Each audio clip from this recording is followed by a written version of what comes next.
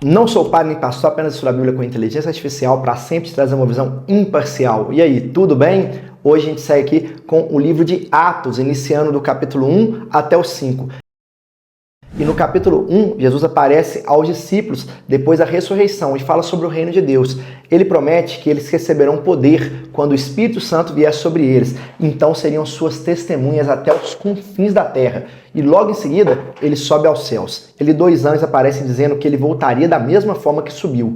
E os discípulos então retornam a Jerusalém, permanecem em oração e escolhem Matias para substituir Judas entre os 12 apóstolos. Eles viram nas escrituras antigas que um substituiria e tira por sortes Matias. E foi sortes que eles tiraram, né? Engraçado, depois você nunca mais ouve falar de Matias. Aí fica a pergunta, né? Será que eles fizeram da melhor maneira? Não vai saber, né? Nunca mais Matias não teve nada relevante. Depois, capítulo 2, tem o Pentecostes. Todos estavam reunidos quando veio do céu um som como de um vento impetuoso. Línguas como de fogo pousaram sobre cada um. Todos ficaram cheios do Espírito Santo e começaram ali a ficar assim, agindo como loucos ali no olho humano. Falar em outras línguas, né? E alegria demais, e riso, etc. Né? E as pessoas que estavam fora daquele ali vinham e falavam, esse povo tá bêbado. Né? Como é que pode? Cada um conversando no seu idioma e aquela loucura e pulando, e eles conversavam cada um no seu idioma, mas todos se entendiam. Tamanho era o poder e glória. O Espírito desceu ali com tudo. Né? E aí os povos estavam zombando quem estava fora, falando, esse povo tá bêbado. Aí era 9 horas da manhã, Paulo falou, era 9 horas da manhã, não tem ninguém bêbado aqui não tá cheio da presença de Deus. E aí vai mostrar que Pedro se levanta e explicam, né? Não está embriagado, eles não estão embriagados, só está acontecendo o cumprimento da profecia de Joel, que dizia que Deus derramaria seu Espírito sobre toda a carne e que os filhos e filhas dele profetizariam. E ele anuncia que Jesus, o crucificado, foi exaltado por Deus e que o Espírito prometido foi derramado sobre todos. As palavras ali tocam de forma profunda o povo e cerca de 3.000 pessoas são batizadas naquele dia. Depois, o Pentecostes marca o nascimento da igreja, o momento em que o Espírito passa a habitar nos crentes, dando poder e autoridade para testemunhar. Depois a gente tem capítulo 3, em que Pedro e João vão ao templo e encontram um homem coxo pedindo esmolas. E Pedro diz, eu não tenho nem prata nem ouro, mas o que tenho eu te dou. É em nome de Jesus Cristo, levanta e anda. Aquele homem é curado, então ele entra no templo ali saltando de alegria, louvando a Deus. Aquele milagre chama a atenção e Pedro explica que não foi pelo poder dele, mas sim pelo poder de Jesus. O mesmo que havia sido crucificado e agora estava vivo para sempre. E ele convida todos ao arrependimento para que os pecados pudessem ser apagados, e que viesse o tempo de refrigério por parte do Senhor. Depois, capítulo 4, os líderes religiosos ficam revoltados com a pregação e prendem Pedro e João. Mas diante do sinédrio, Pedro fala com ousadia, fala em nenhum outro a salvação, porque debaixo do céu nenhum outro nome foi dado entre os homens pelo qual devamos ser salvos, é Jesus. E ordenam que parassem de falar no nome de Jesus ali, mas Pedro responde com firmeza, importa mais obedecer a Deus do que os homens.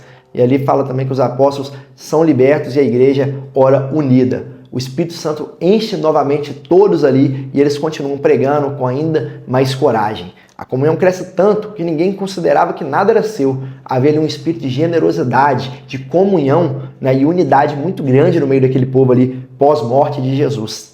Doideira, né? Depois a gente tem capítulo 5, um caso ali único também na Bíblia, né? Ananias e Safira, eles eram 2 ali do meio deles, né? Que estavam ali seguindo, né? Os discípulos, os apóstolos, e diz a Bíblia que eles venderam um pedaço de terra, né? E tentaram, né? E falaram assim, nós vamos dar isso tudo, nós estamos vendendo para dar para os apóstolos. Só que na verdade eles estavam mentindo.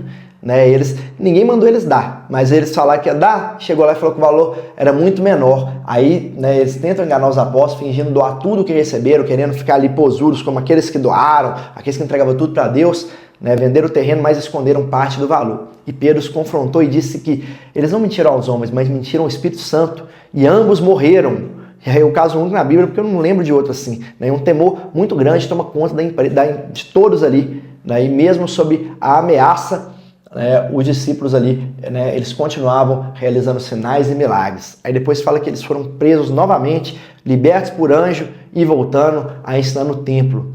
E aí também fala do conselho religioso de Gamaliel, que falou assim, o povo queria, os fariseus eles queriam matá-los também. Gamaliel, que era um cara lá religioso, mas que já tinha aberto os olhos, ele fala assim, não matem eles não, se é obra de Deus, vocês não poderão destruir eles. Se eles forem enganadores, eles vão acabar sendo mortos. E aí eles só açoitam Pedro ali, e o outro discípulo eles não estavam nem aí. A Bíblia fala que mesmo todos açoitados, torturados, eles saíam alegres, pulando, dando glória a Deus, estavam felizes em toda a situação. Isso é o Espírito de Deus, forte demais, né? Duas coisas para a gente guardar desses capítulos. O Pentecostes marcou o início de uma nova era. O Espírito Santo passou a habitar nos filhos de Deus, dando poder, direção e unidade à igreja. E 2, obedecer a Deus mesmo quando o mundo se opõe é o verdadeiro sinal de quem foi cheio do Espírito Santo. Por fim, vamos orar? Senhor, obrigado porque Teu Espírito nos dá coragem e poder. Oh Deus, enche-nos cada vez mais, dá para nós, Pai, essa vontade de agir, Pai, essa capacidade, Pai, de executar. Oh Deus, a gente andar nos Teus caminhos, enche a gente de intrepidez, para que em todo lugar que a gente já chegue cheio da Tua presença, Pai, que nem a morte venha nos superar. Em nome do Senhor Jesus. Amém? Fique com vontade de deixar seu comentário, compartilhar. Amanhã seguimos Atos de 6 ao 10 e que Deus te abençoe.